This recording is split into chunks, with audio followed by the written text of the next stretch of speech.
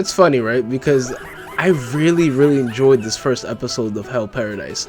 But the thing is, I just, like a dad, I just went to go get the milk and I didn't come back. And this is when the show first started. But after the smoke and mirrors are gone and then I finally had time to actually go ahead and watch Hell's Paradise, just like a dad seeing his son join the NBA, I came back with the milk with a quickness, and my goodness. It was extremely worth it just coming back and actually sitting down to watch the show. I did hear a few murmurs here and there that the manga does it better in early cases, and I do want to go ahead and sit down and read it, but I had a really good time just watching the anime alone from the episode 1 to episode 12. But one of the few positives I do want to give this show off the jump is just the concept of having a really simple plot, but having really interesting stuff around that simple plot to make it more interesting. With an easy summary, just saying that as a character named Gabimaru, who's a shinobi who's sentenced to death, but is picked up by executioner to go to this island and find the elixir of life to have immortal life, basically, to give to the shogun so he can have a pardon and then go see his wife. It's just that simple. But the things that make it amazing and so awesomely weaved together is the terms of like what is around the island, what is the island, the criminals, the system itself that puts them into this position, what's on the island, how do we even get to the elixir of life, is it even an elixir of life even on the island itself? Just so many questions that has to be asked that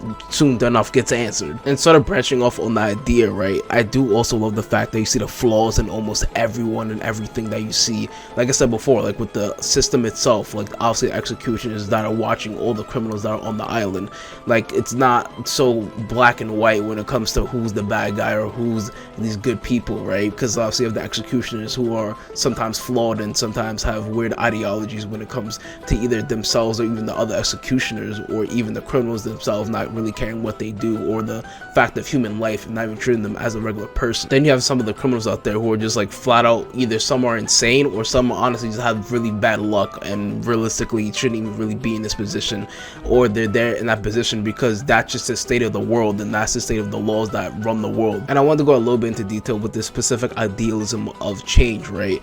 And I just want to go a little bit into detail. I do want to get a little bit more into detail later when I go to like somewhat of a spoiler section, but like it really does fit well with the ideology of change when it comes to the main character Gabimaru as well as his executioner Sagari. But Gabimaru and his wife, that sort of really changes his idealism of what he wants to do in his life and how he wants to treat his life going forward and how he wants to change as a person, whether it be not murdering anyone anymore or just living a regular lifestyle out with his wife in like no man's land, basically showing that it's not too late to change. Like it's never too late to actually full out and go on the limb and be the person that you want to be, and just showing that it's not an easy black and white road. Like you're gonna have like obstacles or little bumps here and there that when you do that change and when you go for that jump the shark tactic and you're rewarded at the end of it. And then there's Sagari with her fear and her blade, and it sort of reminds you of this quote right here.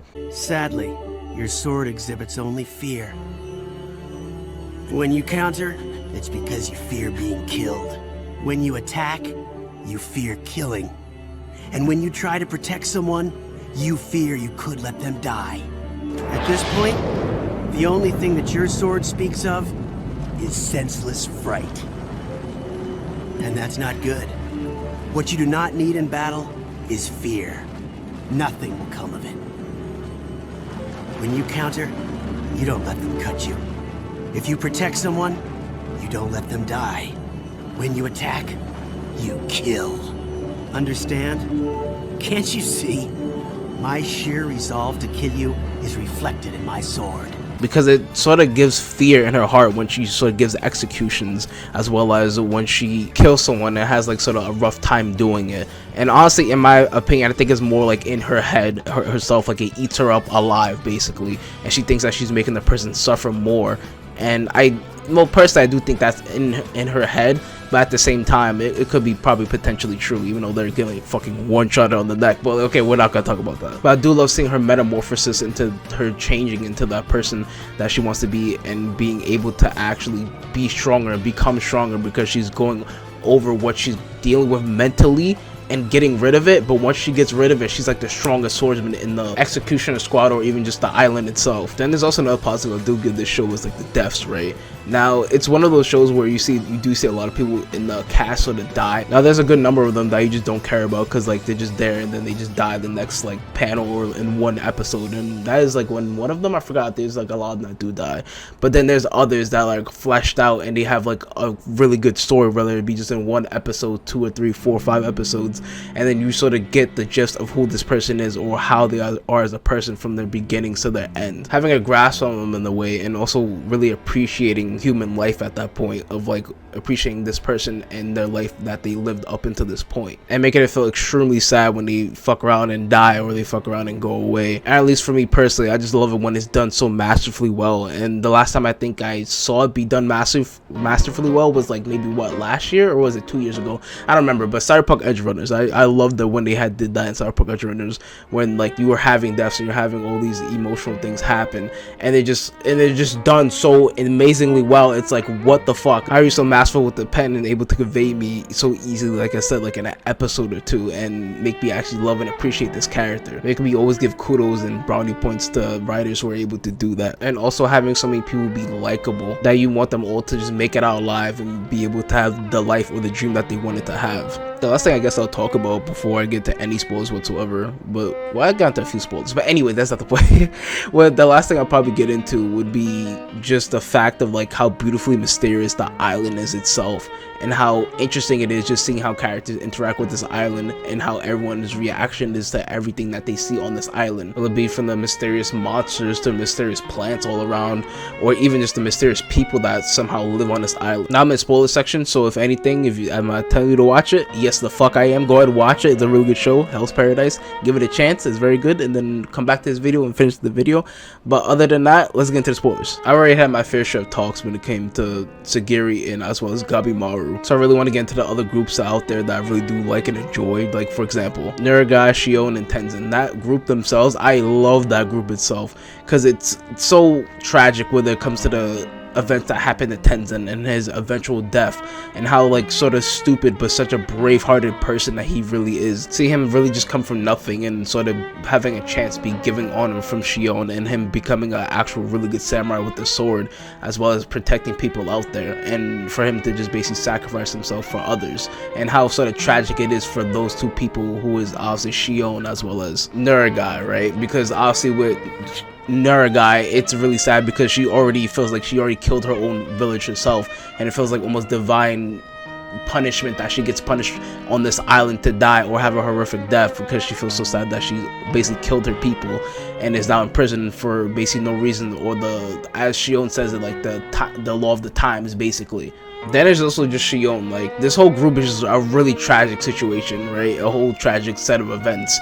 Because with Shion as well, this is like his second time basically losing an apprentice, and sort of you can almost borderline see him, at least at first, not even want to train anyone anymore, right? He doesn't want to do anything like that. He just sort of wants to avenge his student, because it's like, this is the second time. The first time he had to kill his student, and then now the second time he witnessed his student die for him and for his own master just to go out and live, as well as his newfound, basically like almost pseudo girlfriend a little bit. Then the Tenzo almost had, like he almost had like that sort of wife, like I had like that flashback that was like really fucking sad about what his life could have been if he survived off this island. But just all around, just a whole bunch of like sadness of loss, and also the embodiment of wanting to get better because of what we've lost all the way up until this point. Then there's just Gente Susai. He just like reminds me of every other cool guy that's around, all the cool swordsmen that you would always see around, like Kenpachi or any other just cool guy that you would see in an anime. He just reminds me of that. You already know, you already love it. It's always like, I'm not gonna say it's like a cliche, but like, you know, you always see it here and there. You're like, oh, he's just a fucking shit, and he knows he's the shit, and he just does either stupid shit or he just does cool stuff all the fucking time. And lastly, but certainly not least, we have Chobei and Toma. This is what I'm talking about in terms of him being so good at writing these characters. Like I felt like it could have, any of these characters, at least not any, but majority of these characters could have been almost switched out as the main character. I feel like they're written that well, right? And with these two characters is no different, with like Chobei and Toma basically like one's being a criminal, and then the other is the brother, which is Toma, who basically like sort of basically infiltrates this executioner squad and basically trains up to be like one of them, and is like sort of basically gonna evacuate or get out his brother out of this like system, or out of this prison. And it turns out that he's like, oh, this is the way out, and he basically just goes to this island to basically have a pardon so he can get out of the prison itself. And I sort of really do like their brotherly dynamic, even though the other brother basically is like sort of he's an asshole, and he is very like pushy, and he's like the leader of the group, right? So it's like whatever he says goes, and sort of Toma just goes with it. And it sort of almost like makes you feel bad for him in a way. It's like, man, just like, you know, just like step up for yourself a little bit, or like, you know, like y'all don't have to do this, like y'all can just like, you know, share the responsibility. But he's just such a hard-headed ass person on some Bakugo shit, then like it's just not gonna happen, it's not gonna work. But I love all these characters, they all have a really good group dynamic, and I honestly can't wait for the next season. I'm thinking about reading it. I have no idea. I might fuck around and read it. I might fuck around and read it. But thank you guys for watching. As always, like, comment, subscribe. See you guys in the next one. Peace.